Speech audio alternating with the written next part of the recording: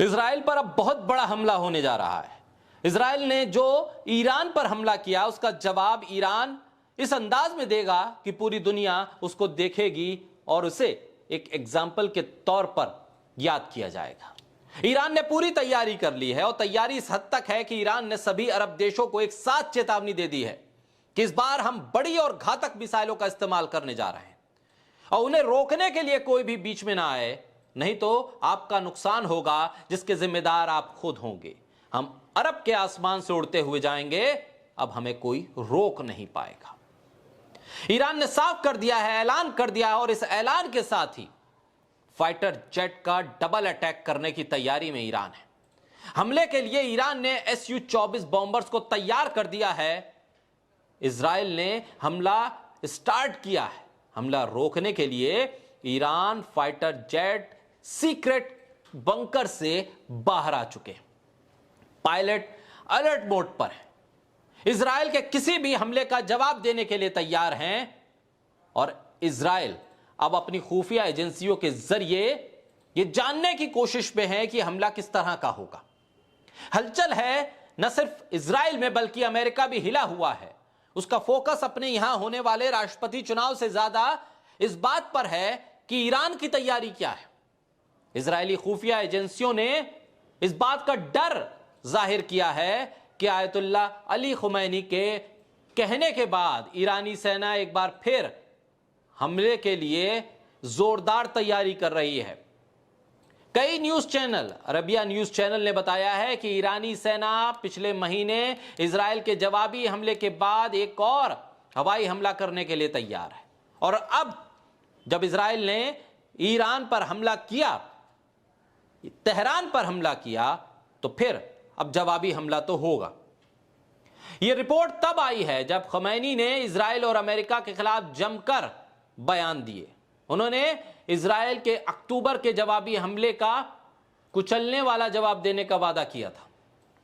हमले में खुफिया रिपोर्ट से पता चलता है कि ईरान अब इराक से इजराइल पर हमले की प्लानिंग कर रहा है। इसमें तेहरान के proxy group Hamas, Hezbollah, Houthi और इराक में मलेशिया ग्रुप भी शामिल होंगे। हिजबुल्ला से जुड़े लेबनानी अखबार और मीडिया एजेंसियां ये बता रही हैं कि इराकी मलेशिया हरकत हिजबुल्ला अल नुजाबा, उसके एक सदस्य ने यह साफ तौर पे बताया है कि उनका संगठन इजराइल पर हमला करने के लिए ईरान के साथ कोऑर्डिनेशन कर रहा है। ईरान इस बार पिछली बार इस्तेमाल की गई बैलिस्टिक मिसाइल से आगे बढ़ते हुए और ज्यादा घातक हथियारों का इस्तेमाल करेगा इजराइल के खिलाफ। अमेरिकी अखबार वॉल स्ट्रीट जर्नल ने यह दावा किया है कि ईरानी अफसरों के हवाले से जो रिपोर्ट्स है उससे पता चलता है कि ईरान लगातार इजराइल पर हमले की तैयारी कर रहा है।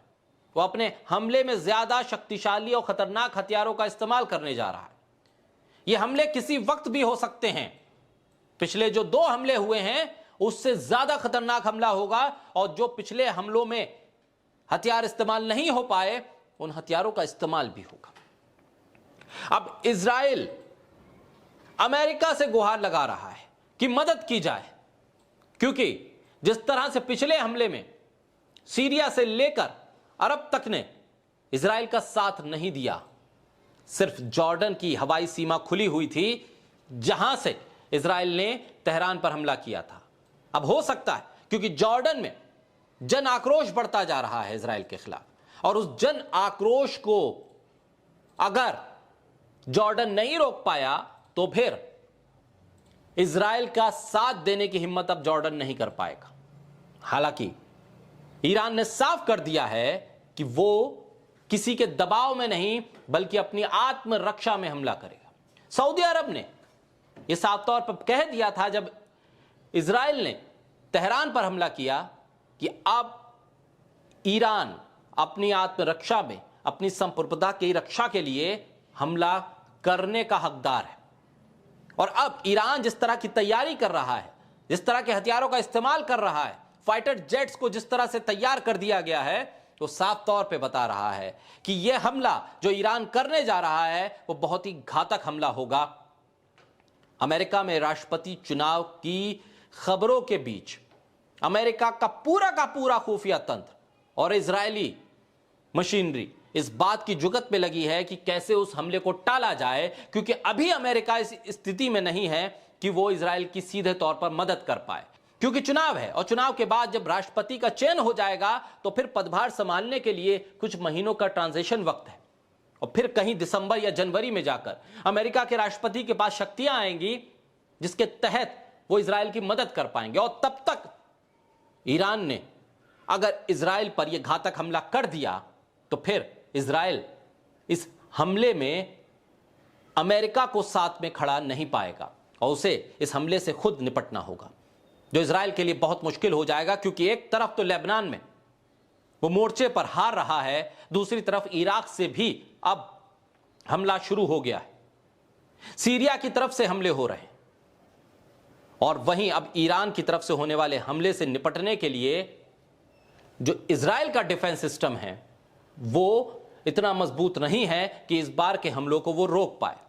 अब देखना होगा कब, कैसे और किस वक्त पर ईरान अपना बदला लेगा और इसका जवाब इजराइल कैसे देता है, इस पर भी पूरी दुनिया की नजर रहेगी। लेकिन यह साफ है कि पूरे मिडिल ईस्ट में इस हमले के बाद जंग की शुरुआत हो जाएगी और यह जंग की शुरुआत अगर होती है तो फिर इसे रोक पाना या इसे थाम देना बहुत मुश्किल होता जाएगा और इसका नुकसान पूरी दुनिया के साथ साथ इजराइल को खुद को होगा, जो इस जंग को लंबा खींचने की कोशिश में।